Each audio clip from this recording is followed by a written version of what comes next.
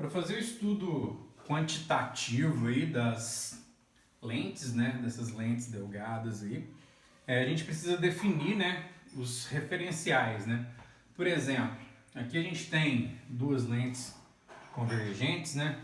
E a gente vai determinar referenciais para os objetos e referenciais para as imagens, né?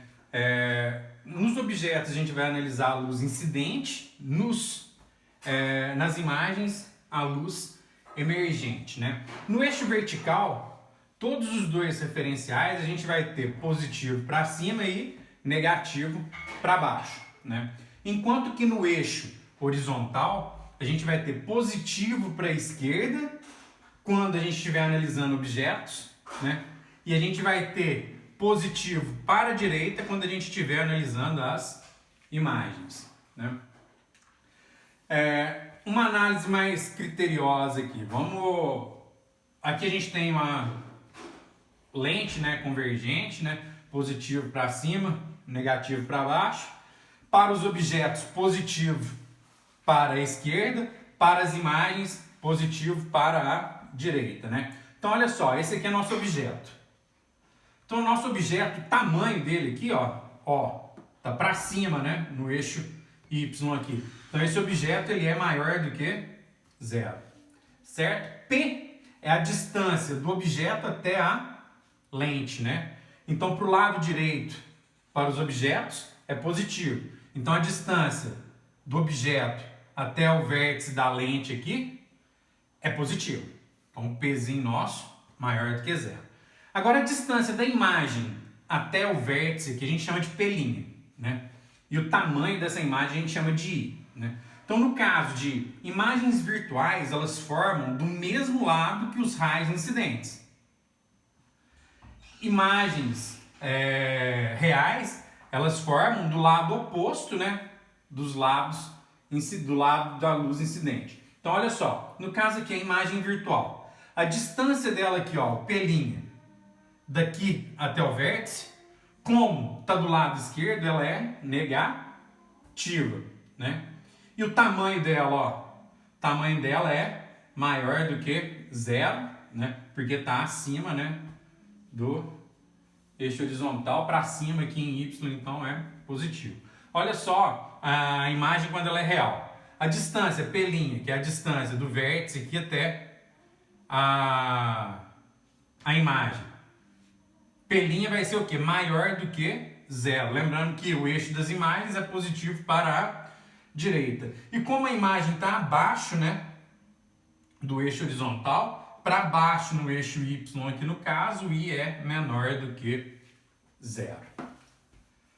A relação que a gente vai utilizar para fazer análise de foco, distância de objeto até o vértice, distância da imagem até o vértice, é a mesma relação que a gente utilizou para os espelhos, né? Só os referenciais são diferentes, né?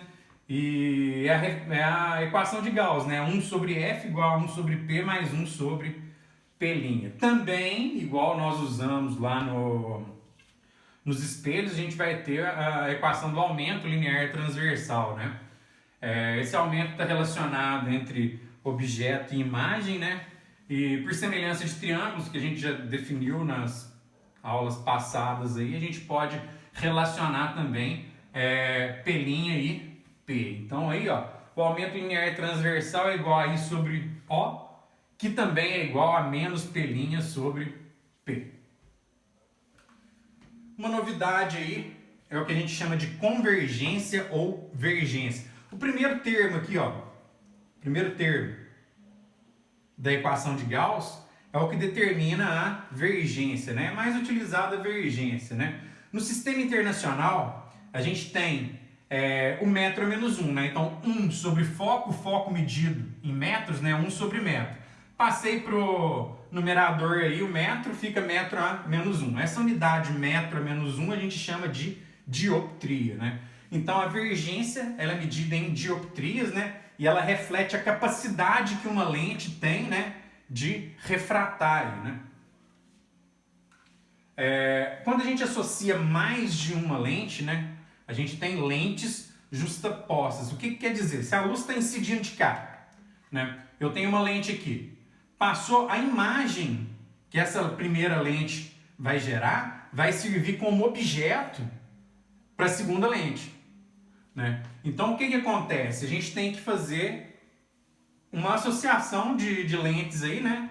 E calcular aí a vergência equivalente dessas lentes, né? Então, fica assim, ó.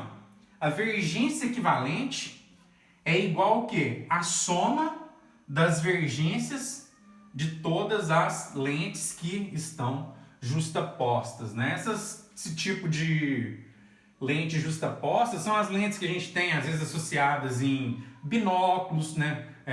Lunetas, até projetores de luz, tem lentes associadas aí para fazer a vergência final aí, equivalente, ser otimizada, né?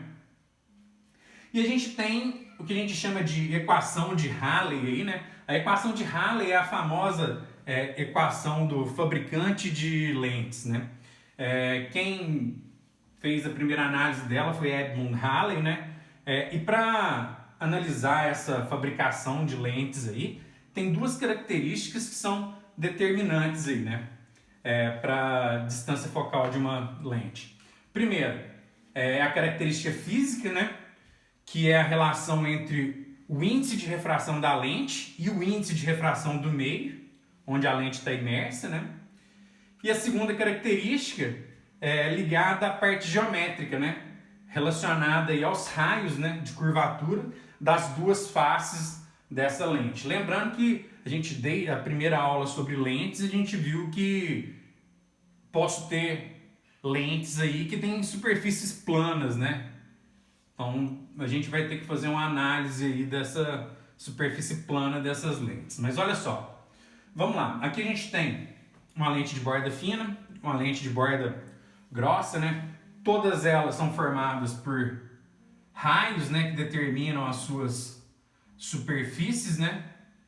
A gente vai chamar de N2 o índice de refração da lente e N1 o índice de refração, né, do meio em que ela está imersa. Então vamos lá. A equação de Rayleigh nos diz que o quê? Que a vergência, né, de uma lente ela está ligada a uma característica que a gente definiu aqui, ó, física, ligada aos índices de refração, que é a nossa primeiro membro aqui do segundo termo, né? E a gente tem os raios de curvatura definido nesse outro termo aqui. Então a vergência vai ser o quê? N2, índice de refração da lente, sobre N1, índice de refração do meio em que ela está imersa, menos 1, multiplicado pelo quê? Pela soma do inverso dos raios, né? 1 sobre R1 mais 1 sobre R2. Só que o que acontece? Esse R1 e esse R2, olha só, eu tenho um R1 de superfícies convexas e um R de superfícies côncavas, né? Como que eu vou diferenciar isso na hora que eu colocar a minha equação de Rayleigh aqui? O seguinte, os sinais dos raios de curvatura aí obedecem à seguinte convenção. Faces convexas, né? O raio de curvatura é positivo, então raio maior que zero. Face côncava, o raio de curvatura é negativo. Então a face convexa, o raio dela é positivo. Face côncava, o raio dela é negativo. E aí eu faço a substituição, né, na equação de Rayleigh aí, utilizando esta convenção, né?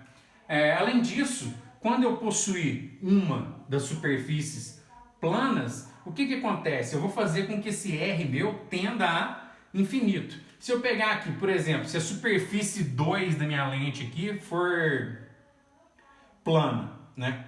Eu vou falar que o R dela tende a infinito. Então, 1 sobre infinito tende a zero. Então, vai me sobrar o quê?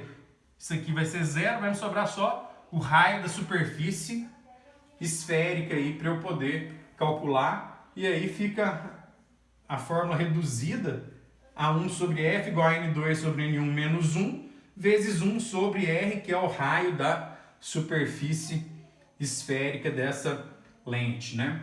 E por hoje a gente termina aqui. Próxima aula a gente vai estudar os instrumentos ópticos.